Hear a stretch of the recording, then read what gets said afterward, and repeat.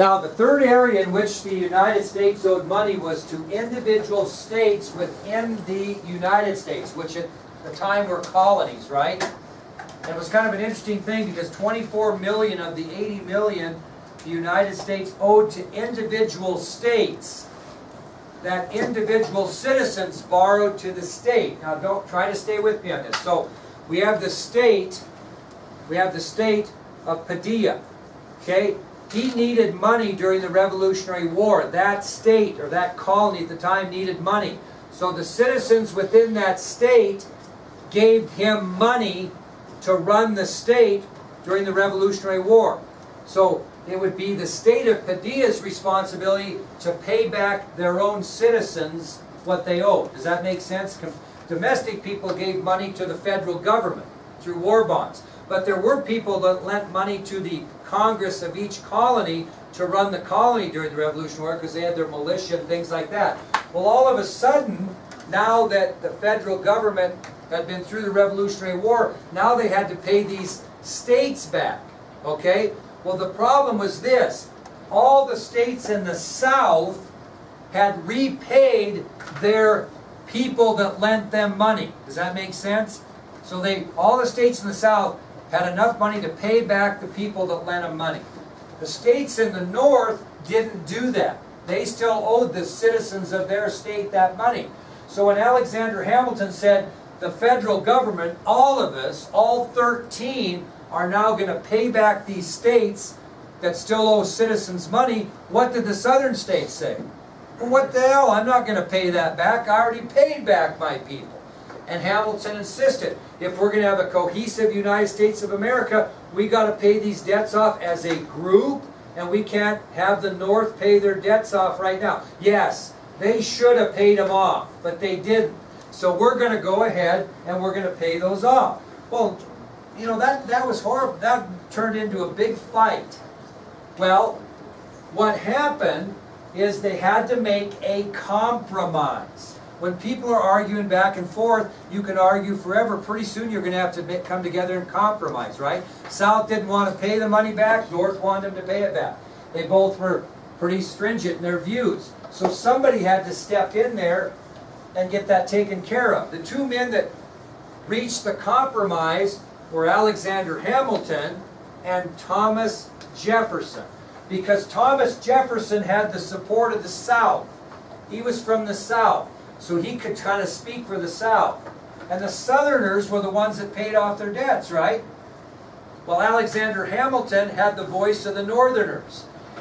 And he was in a tough bartering position because his side was the side that owed all the money, right? So they had to make a compromise. And this compromise is very important in American history. It's called the Assumption Bill. So the compromise that was made between North and South on these state debts is known as the Assumption Bill. Now let me tell you how it went.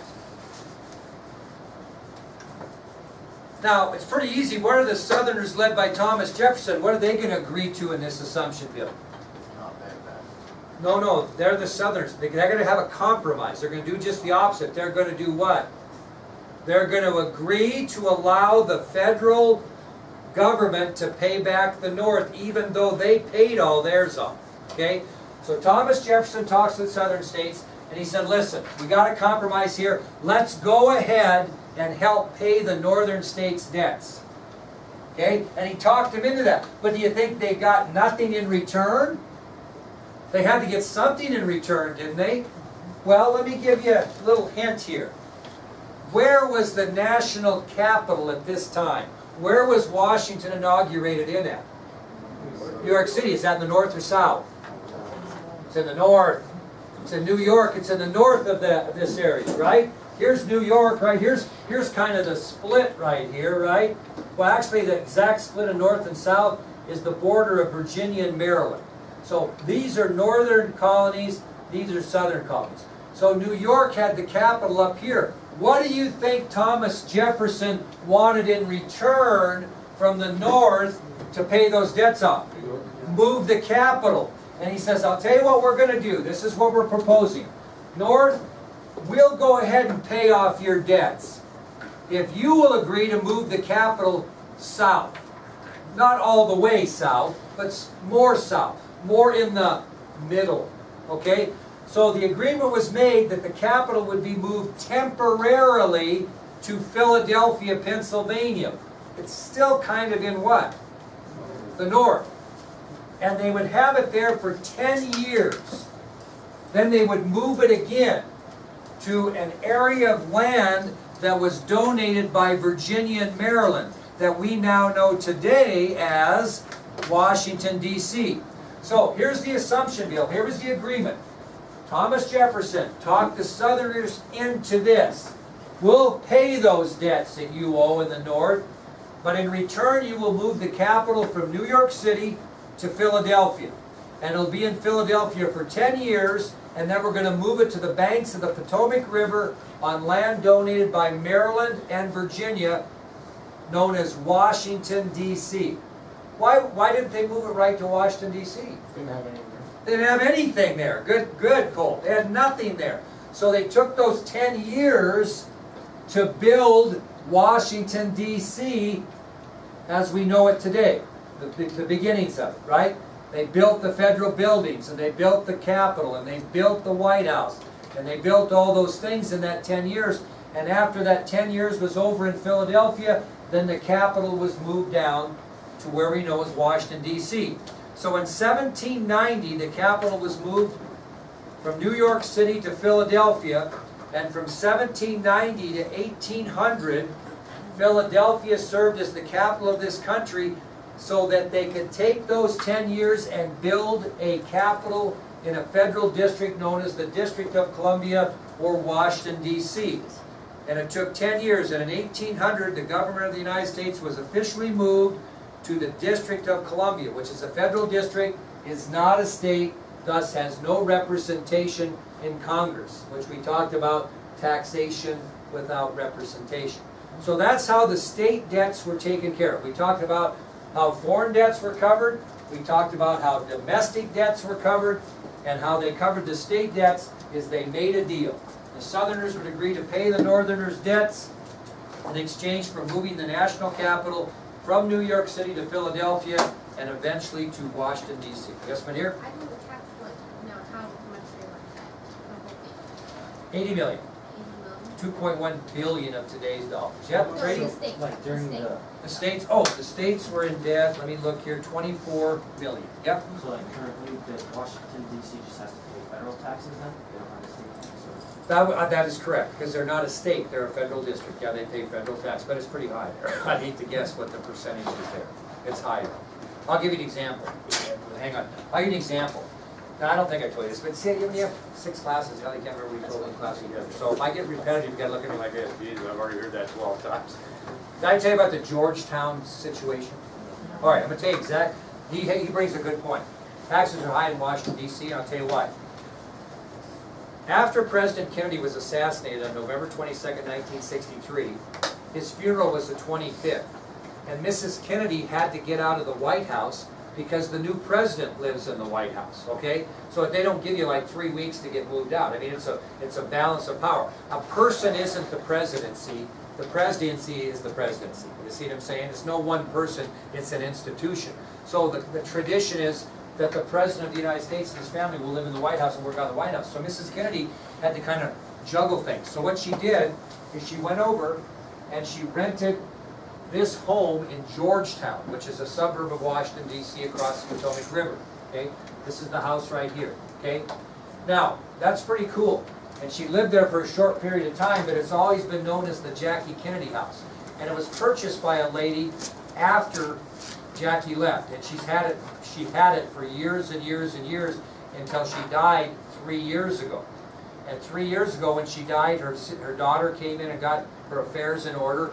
And last year, about this time, no, 2 years ago, excuse me, 2 years ago about this time, it went up for sale in Georgetown for $20 million. Okay? Now, I couldn't believe it because I had taken my students by that house every year we had gone because we talked about the Kennedy years. That's pretty cool, but it was getting run down and looking terrible. Matter of fact, well, I guess you can't tell by this picture, but this is a picture that Jessica Kostolitz took, which was a cool picture. But anyway, we'd go there and walk in the front and look at it. It was kind of cool, you know, it was just kind of a neat thing. Well, anyway, it went up for sale. So it was like in September 2 years ago. So I called the realtor that had it for sale. And I told her who I was and what we did. And I said, you know, how fast do you think this will sell? And she said, well, it's going to take some time because $20 million is a lot of money, right? And if you know Georgetown, I'll explain this to you later, these houses are like right next to each other. And some of the houses are part of what we used to be big houses, which I'll explain to you. But it's very ritzy, very expensive. There's no park, you know, if you're lucky if you buy a place that has a parking spot in front, if it has a backyard, that's even a bonus. I mean, they're colonial homes that were built in the 1700s and 1800s. They're just packed together, but it's a really ritzy place to live. So anyway, they want $20 million for this thing. And it's like one block off the main street in Georgetown, so it's got the locations like unsurpassed. So anyway, I say to her, what do you think the chances that I'm going to sell? And she says, I don't know, it's pretty high right now. I said, well listen, is there any way when we get back to Washington, D.C. in April, is there any way we could go look at the inside of that house, my kids? And I told her about the glass, and she said, oh, if it hasn't sold by then, well, I'd be happy to take you through it. I mean, I am jacked up.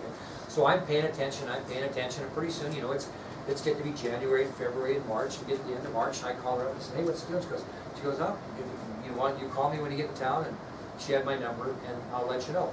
So anyway, we're all fired up, and about 2 days before we left, she called me and she said, you know, I got bad news, that house sold, so I won't be able to take you through. And I said, oh, God. You know, you're disappointed, right?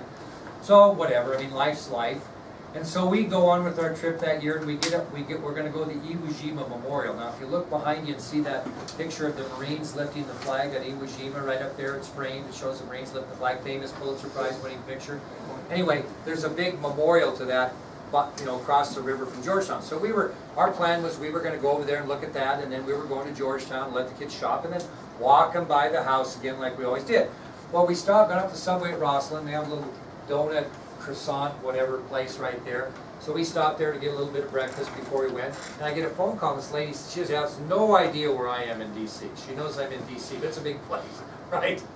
She says, listen, I know this is short notice, but I just talked to the guy that bought this house, and he said he'd let you come and go through it, but you got to be here in like 30 minutes. I'm sure that's not possible. I said, oh no, it's possible, because we were right there.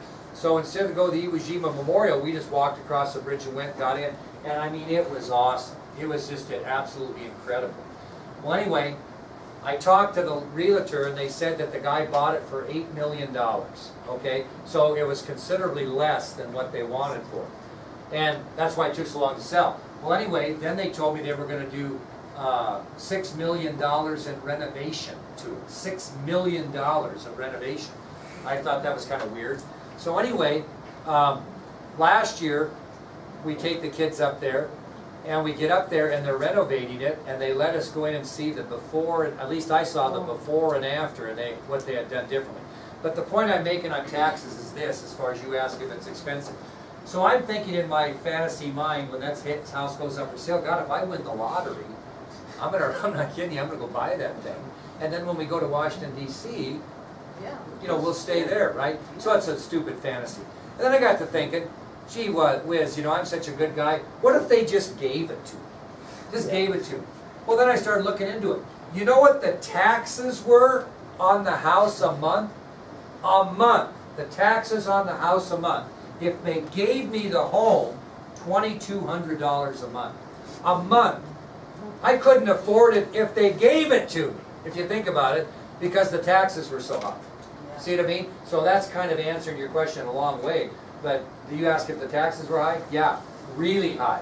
I couldn't afford the house if they gave the thing to me because of what I have to pay in taxes. Well, to go back to kind of tell you about the ritzy prices there. When we went by there about 4 or 5 years ago, there was a 12-foot part of this house painted light blue. And it was just 12 feet wide, which is maybe from here to maybe here. So keep that in mind. These three, let's say these 3 rows. That wide, 2 stories high, no parking, no backyard. Okay?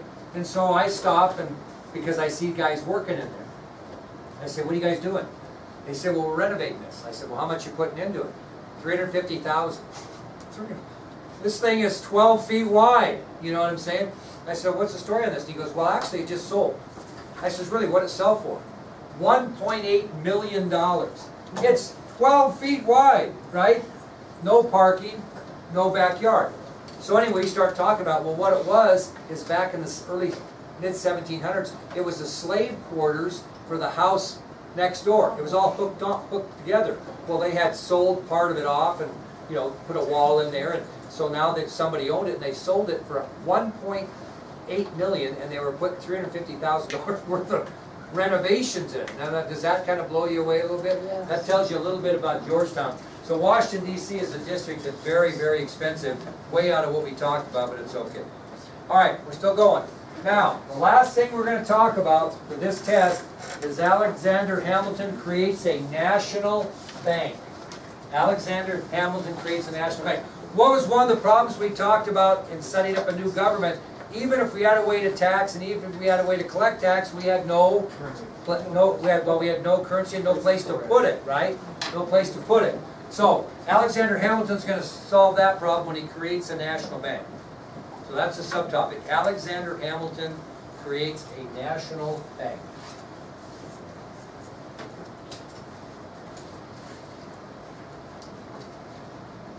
Now, once Alexander Hamilton got through fixing our finances and figuring out ways to pay off the national debt, he then went to Congress and asked them to pass a law that would create a national bank, because he knew we were going to start taxing, and he needed a place to put that money in. Okay? So he knew the federal government needed a place to put their money. Okay? So he asked him to create a national bank, which eventually would be called the Bank of the United States, which is on your ID sheet. The Bank of the United States. So after the issue of paying off the national debt, Alexander Hamilton went to Congress, asked them to pass a law that would create a national bank. We had no national bank in America, no bank at all. Now the national bank would be called the Bank of the United States. Now, this probably makes sense. It would be one big bank, but what would they do? Because you can't do your business all in one big bank, what are you going to have to do? Create branches. And so what it did is it created one national bank of the United States and then branches in major American cities. So they're going to create this bank with all the money in it in one central location, then they're going to put branches in various locations of the 13 states. Is there only one Pinnacle Bank in the world? No, this is just a branch. This is the Worland branch. Somewhere there's one big Pinnacle Bank headquarters, but they branched out all these Pinnacle Banks. I've driven through Denver and seen Pinnacle Bank. So it's just one branch, okay? Is the Security State Bank in town the only Security State Bank in the world? No, it's just a branch in Worland. They got one in Basin, but they do have a headquarters that would be their big bank somewhere. So everybody branches off. And there's three reasons why you would do that, why you would have a national bank, and why you would put branches of that bank. I'm sure these reasons are probably no different than Security State Bank's philosophy, right? Now, the first reason why Hamilton wanted a national bank and branch banks is because it would provide a safe place for these tax officials that collect taxes to put their money that they get from the people. Can't walk around with cash, right? Gold and silver, you got to put it somewhere. So the first advantage of a national bank was to get tax money that was collected by tax officials somewhere safely. Now, you guys ever watch the old West stuff? You ever watch Gunsmoke? About every other episode of Gunsmoke, somebody's robbing the stage, aren't they? And what are they stealing off the stage? Gold and silver, right? Well, if people were going to pay their taxes in gold and silver, which they might, or the big national bank would have gold and silver in it, do you think that they want to take that gold and silver and put it in a wagon or whatever and take it to the branch bank? Because what's going to happen if they do that, maybe? Might get stolen. So another advantage of the national bank and these branch banks is they could transfer money from one place to another, avoiding the risk of shipping their gold and silver. And how would they transfer that money? Same way you transfer money. When you go transfer money from your bank account, when you go in there and you don't take gold and silver, you go in there and say, hey, I'm going to withdraw $20 from my checking account. or I'm gonna give you this check I got for working for $57 and you're gonna put it in the bank. That's how you transfer money. So rather than ship gold and silver, they would use paper currency or drafts from one bank to another to transfer money. Okay, and they keep track of that in the ledger. Now, as Colt said, we did not have a sound uniform currency in the colonies at this time, right? Every colony had their own types of money. And if you ever watch things like Pawn Stars sometimes, you can see where they'll sell currency from the colonies, and it goes for pretty good money if it lasted, you know, coins or paper money, right?